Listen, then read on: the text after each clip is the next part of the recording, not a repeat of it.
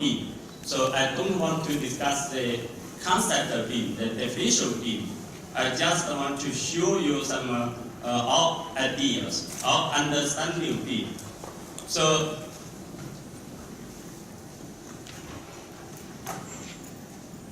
that's the content of my today's topic. The first is deeply understanding beam. Because we have seen a lot of practice in China, and most companies want to adopt beam. But sometimes we call this not beam. It's just like a 3D CAD. So, but what is real beam? I think for most people, if you have a payment done beam, and that's a question, you need a lot of time to find it. And the second about beam solution, because beam is a built information modeling, definitely we need the information system to implement beam. So how to choose the right solution for your company, for your work, that's also key. The third, I give a very short introduction about some use cases. So for the understanding, usually we heard a lot about the definition, but I think another important side is about misunderstanding.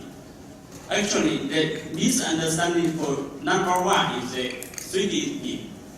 Because before we have 2D drawings, we have many 2D, especially for QS, we started from 2D drawings to get the quantities. But if we get 3D, and does that beam? Definitely it's not. And we heard a lot of challenges to get quantities from Revit model. Is that if you get a Revit model, can you implement the beam? Definitely not. Because sometimes the Revit model only has some geometry information. So you see it's like beam, but there is no enough data you can deal with it. So we think the important part for beam is the information, not the geometry. So for 3D, actually, it has been existed for many years, especially for like Autodesk has AutoCAD. AutoCAD has 3D functions, but why Autodesk didn't use AutoCAD to implement his beam strategies? They want to use Revit. So 3D is not beam. I think that's important. But how to distinguish 3D and beam? So I think there are two simple rules. The first is about how much data except the 3D modeling can be utilized. Actually, for QS, I think the most important data is about the quantities, about the price. Can quantity and the price information be included in the data and connected with the other data? That's very important. And the second rule is how many beam applications, except beam explorer or beam browser, can be used. So we see many people like 3D visualization. That's very simple, and we can quickly make it. And most leaders or managers like it, and they can understand it. But for our professional job, and we can't use it. So that's the second rule. And besides the visualization, and can we use it to do quantity takeoff? Can we use it to do cost estimation? The second misunderstanding is about the can one team do beam in your company? Definitely you can do it, but that's not a good idea. Because for beam, definitely you need a lot of investment, especially if you don't have beam people. People will scale at beam, and you need tunings, you need consultants, you need to buy some software. So that's a big investment. So you can do it, but the return of investment is not good. And even if you success at it, and also the value is not ours, because you invest too much. But for sometimes, and you can try, and not for Paqs, I think, such as for this, for design analysis. Because this model, this beam model is person, and this body, and Mr. Stanley Troy is introduced the level details. So this is a very simple level of detail, the level 0, and just the mass of the building, and you can quickly create it. Then you can do energy analysis, sun shear analysis. So that's this simple applications you can use beam to quickly try it. And the third misunderstanding is about design institutes. Because many, maybe not only Paqs, also for construction companies, want to depend on design institutes. Because they are thinking about designers have a 3D model. And if we can use it, that's very great. But actually, it doesn't work. Especially in China, I don't know the use cases in other countries, but in China, we meet some problems. The first problem is that design institutes don't want to share models. And they want to protect their property intelligence. And they think the 3D model is a very key asset to their companies. So it's very hard for us to get a 3D model. We cooperate with a developer, property developer, and the design institute. And the property developer argued with the design institute for many times, want to get a 3D model. But the developer failed. And so it's a big challenge for us to make the project successful. The second problem, can you directly use models from design institutes?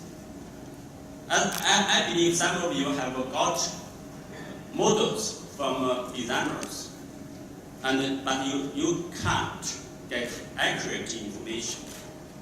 Because for designers, they just need to draw the correct drawings, make it look better, look correct. But sometimes there may be like two overlapping walls. That's bad for drawing, for design. But for community takeoff, you calculate it twice. So that's wrong. So that's a problem. So we think we can't rely on design institutes. Design institutes models. Also, another problem, should design institutes need the BIM applications? And actually, most of the design institutes want to do it. They are very interested in BIM, and they invested a lot to do BIM pilot projects. But could design institutes have enough capability and capacity to do it? And that's a problem. And design, actually, for most designers, they don't know the detail about the constructing. And especially like for MEP, for designers, they just need to draw the conceptual drawings.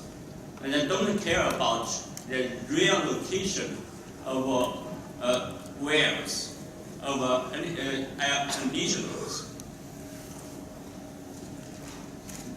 Also for design institutes, they have some problems to adopting BIM. The current situation in China is they have a standalone BIM team. So actually they have a parallel BIM team and a design team for one project. So that means that's a big investment. But the developer, the owners, don't want to pay the additional cost. So design institutes need to pay this cost by themselves. So that's a problem for them. And they can do some pilot projects, but how can this model sustain for a long time? And that's a problem.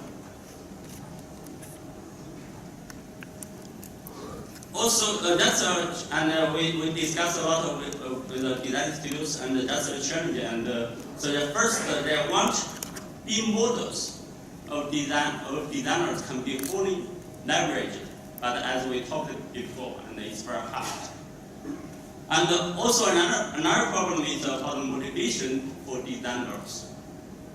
Because designers are very busy, and they are used to the previous working style, and it's very hard for them to change their habit.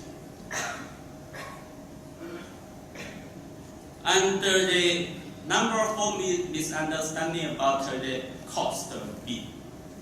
And especially in China, we heard a lot of big BIM projects, like Shanghai Tower, like we also talked about like Guangdong Tower, and this building, the student building, and the investment building is over 10 billion RMB, and so they can put a lot of money to do BIM. So does that maybe give us an impression about BIM cost large, cost huge? And also for the learning curve, and there are a lot of software companies and introduced a lot of BIM software. Also some BIM consulting companies, and have a lot of BIM tunings. And maybe at the first time you thought you know BIM, but after you heard the tuning, heard the conducting speech, and you find you don't know it. And that's a problem. And so you need a lot of time to learn it, to find what is real BIM, what we should do it. So is there any cheap BIM, and we can quickly and easily adopt BIM, and within like a hotel. And for this hotel, and looks very good, beautiful, and every people is looking forward to it, to live in it. But if we finally you need to make a decision, and you find the price, the cost, and maybe for most people, the final choice may be this. And for myself, usually I stay in this hotel. And so sometimes you want very beautiful hotel, but at the last, maybe you will not choose it. For BIM, it's the same. And when we want to look for BIM solution, and we want to find a very perfect BIM, very perfect software, perfect BIM consulting companies, but actually it costs a lot. But maybe it's better to find the right one, and right solution, right software, right consulting company. And for consulting company, that's another number 5. Should we depend on consulting companies? And there are a lot of big consulting companies. We think, of course, they can teach you a lot. You can learn a lot from consulting companies. But for us, we think the most important thing you can learn from a consulting company, the first is about the standards and workflow. And it's very important to set up standards for your company to implement BIM. And we'll discuss the standards later. And secondly, about training people. And what is BIM, how to use BIM software, and what's the step. That's very important. But you can't rely on the consulting company to implement every detail. And after the company leave, and you don't know how to do it. That's not a good message. But actually, you have other choice. You can learn from others. Some software companies also provide standards, provide tunings, and definitely you buy software and they provide this. Also, there are some public tunings, and you can attend. So for misunderstanding, and we think that's 5 misunderstandings are normal in China. And so for a BIM project, what's the key? And we think there are 3 key elements: people, process, and product. And the product, I mean software product. And for people, the first people skills, and before we have professional skills, maybe also some 2D software skills. And now we need a modeling skill, at least a modeling skill. Modeling not means only means geometry modeling, also means information modeling, quantity information modeling, price information modeling. And the second part, and the cooperation or collaboration skills. And before we use BIM, we can work alone. Or most time we can work alone. But when you use BIM, there are a lot of collaboration. And we think at the beginning you can collaborate with your team or very your company. But in the future, you're cooperating with your big project team, with many companies. But that's a big topic. Like also there are topics like IPD, integrated productive delivery, and it's perfect to integrate IPD with it. But we think from the starting point and cooperating with your colleagues. And the second part about the working process. You need to change your working process. Before we can call it like a waterfall process. And the first activity finished, and then we started the second. But now we can do it in parallel. So that's a challenge. Also for software, there are some challenges because of BIM. The first, what BIM software needed to support 3D. If a software called it BIM, but it can't support 3D, we don't think that's a BIM software. And then another important is about standards. Now there is no other good choice. We think FC is maybe the right choice for current situation. So for software, we need to import and export FC. But unfortunately, most of the software can support it, but don't support it well. So, but we think also that's unfair for customers. It's very hard to find it. So that's first part, understanding BIM, and this goes to the second part, BIM solution. Ideally, we can have this workflow, and from design to bidding to construction to operation, we have a lot of BIM solution, BIM software, and for different jobs, we have different software. And traditionally, like for bidding, we have quality takeoff software, cost estimation software.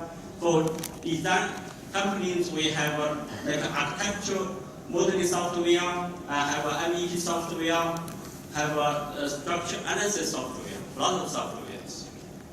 But for BIM, we think for full life cycle, definitely something should be connected. So we think the first good choice is the FC. And we can use FC to connect softwares. If you can't support the software, you can't support FC, that's the software. Is a standalone from this workflow. And another choice is about BIM server. Actually, maybe we have heard of some like BIM cloud or BIM server or BIM platform, and the purpose is the same. I want to put all information into that server, that platform, and provide needed information to applications. So that's BIM server. I think there is no very mature BIM server, but there are some good ones, and also some BIM server are in progress. But for reality, we think also for many other things, we need to have a different level of BIM solution. So for like a very big building projects. And maybe they need some very high-end beam solution, and they can pay it. And but for most building projects, for most building construction projects, and we have a limited budget, and we can have some medium-sized beam, and we can quickly adopt the beam. And for some projects, very small, or for some companies, for some individuals, and we want to try beam. And we think that ideally there should be some free beam software. And so you can try it very quickly and learn it very quickly. So we think there are 3 levels. The first level, beam total solution, and for some very big project. And the beam suites, and you can compile some beam software together to implement your beam methodology. And the third is the free beam software. So I'll quickly go through this 3 levels. The first level, and we can see that's more complicated. There should have a beam server, also maybe sometimes we call it a beam platform. And for this beam server, they can import all information into this server. So we have this listed some software like vector models, like scheduling information, also project from a Microsoft project from a P6, also for quantity takeoff, for MEP, for structure, and also there are some from not only from one software company. It should support a lot of companies' software. Because now, no one software company can provide all of these functions. So that's very important to support many different software companies' software. And based on that, and the information and this beam platform can integrate this data from this input, and to do some manipulation in this platform. And finally, we have some applications like progress control, contract control, cost control, labor control, government control. And we want to simplify it, and there's some like a very simple working portal, and for everyone, and we can see the information ready for me, not the whole project, not for our people's information. So that's a good solution if we have this one. And definitely there is like a simple, that's done like a simple software. It can balance a lot of software. It takes time to learn it, to adopt it, to practice it, to get value from it. And so that works for bigger projects.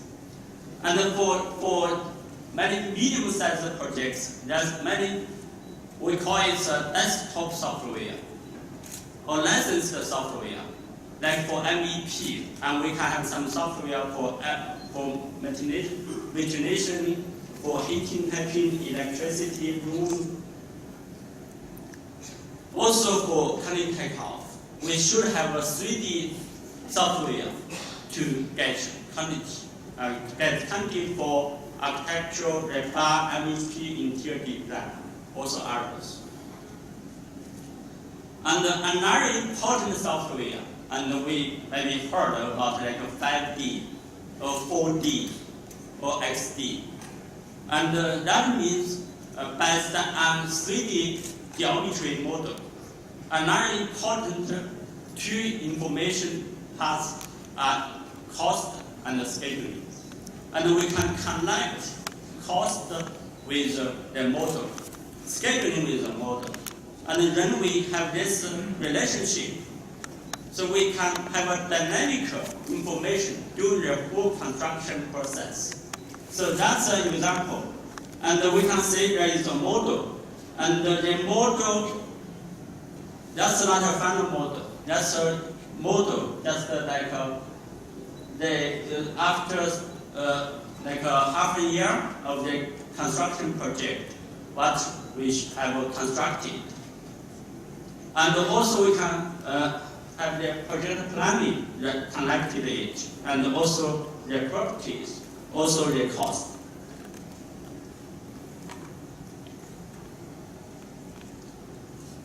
And also we can find some conflicts from this model. And that's some beam 5D. That's a simple, medium-sized beam. Also, there are some other software for designers, like architectural design, structural design, also many choices. I don't want to mention specific companies' software. For free software, and there are some free software actually. Some for Beam Explorer or Beam Browser, and there are some. And you can find some. And I just give you a quick show. And there's some software based on Web Explorer. And you can quickly view the 3D model, also get the information, also you can build the model. And the quantities and the cost also can get from the model. And also the properties of the model. You can select the components from the model. So also there are some Explorer on iPad or Android pad. It's almost the same functions, and I think you can try. And from many companies you can find some free Beam Explorer. And another free software, now we can say that it becomes free, is model checking. And before it's very expensive, you know, maybe some company has some very expensive model checking, and now there's some free software. And you can find the connection to quick clash detection. Okay, the last free software, maybe not the software, but a very important functionality I want to mention is about the export Revit model to COTL. Because a lot of people are QS engineers. And we mentioned that we can't 100% depend on models from design institutes. But the design institutes, the model definitely is a good reference for us. If we are not dependent to refer the 3D model, we should refer to the 2D model, the 2D drawings. So it's good if we can get the 3D model based on the architectural models, and we do some modifications. And so we think that's a very important functions. Ideally, we don't need this. If we use FC, and we just get FC file from Revit, and we use it. But unfortunately, as I told you before, Revit doesn't support FC well. So you will get some bugs, errors, or some information missed from the Revit FC file. So there should another way, that's a plugin. And we have tried like this. And at the top, the two models are Revit models. The bottom two models are COTL models. So we can do it almost the same. But if we rely on FC, and there are a lot of information missed. So we think that function, that plugin, also should be free. And for our Paqs engineers, quickly to try the beam. Okay, that's a beam solution. So last, I just give you a quick show about the two use cases. The first use case, as morning and one of my colleagues have showed you, is Guangzhou Orchid Tour project. That's a big project. It's 116 levels. The investment is 10 billion RMB, and it take 5 years to construct it.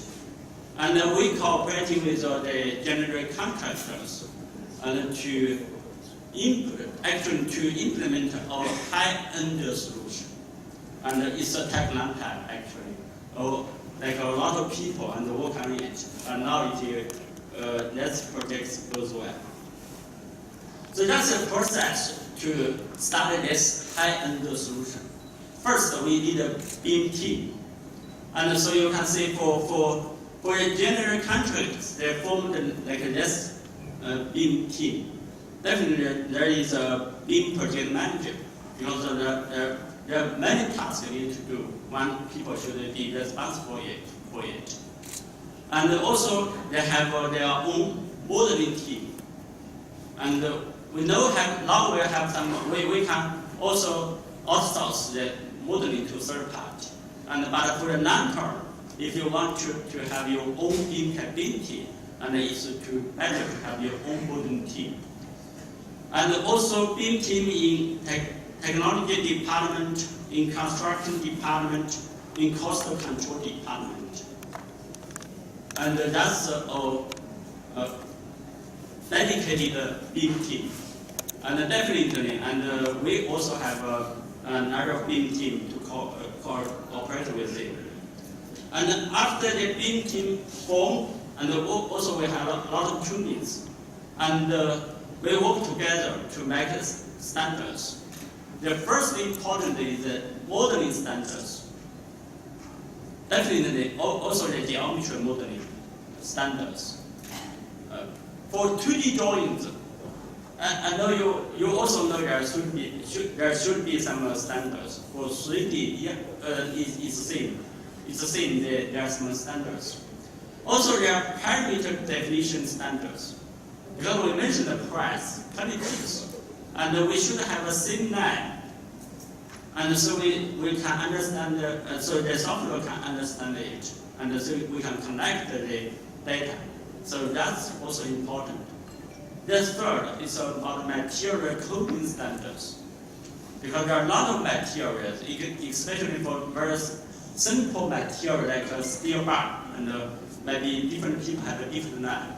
And also the coding, the length of code is also very critical. So we have some standards. So after that, and the modeling team to begin to make to create models. So we can say we have an architecture model, we have a structure model, we have MEP model. Because we have these standards, modeling standards, parameter standards, material standards, so we can quickly, easily merge the model together. So the bottom you can say less complicated models, but actually it's merged from these three models. And based on this 3D model, and so we can filter and to view it.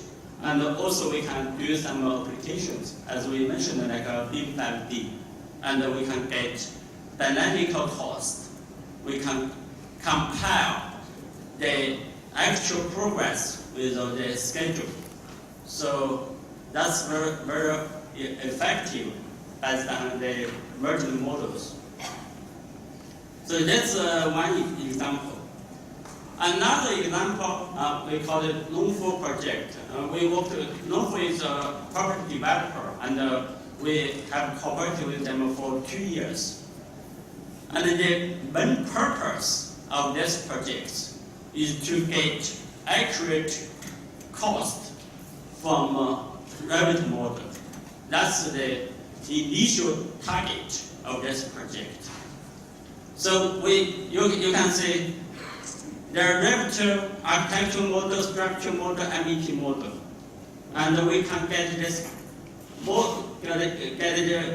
export this model to Cotio software, and then we can go to the cost estimation software. Finally, the cost can be connected with the ERP. And there are a lot of challenges, as I mentioned. Before we want to use FC, but we failed. So we developed a plugin and to export a lot of useful information to Cotio. And another important part is the standards. I mentioned the design institutes, and they don't want to give us models, but they need to follow the standards. And that's also challenging for them to change their working habits. So actually, we also get the final report. We made two panel projects, and the first one and the second one. Definitely the second one is better, and also we have compiled the final data, final results with the manual calculation, manual can take off, and manual cost estimation, and also it's very close. So we think that works, and we can get models from designers, and based on it, and we do calculation, we do candidate take off. So that's another project. So conclusion, I think that's very simple, and now we have some misunderstanding, and for most people, they want to do big, just create a 3D model. That's not enough. We think we need a lot of standards to make the model, make the model works, not the geometry model, but the information model.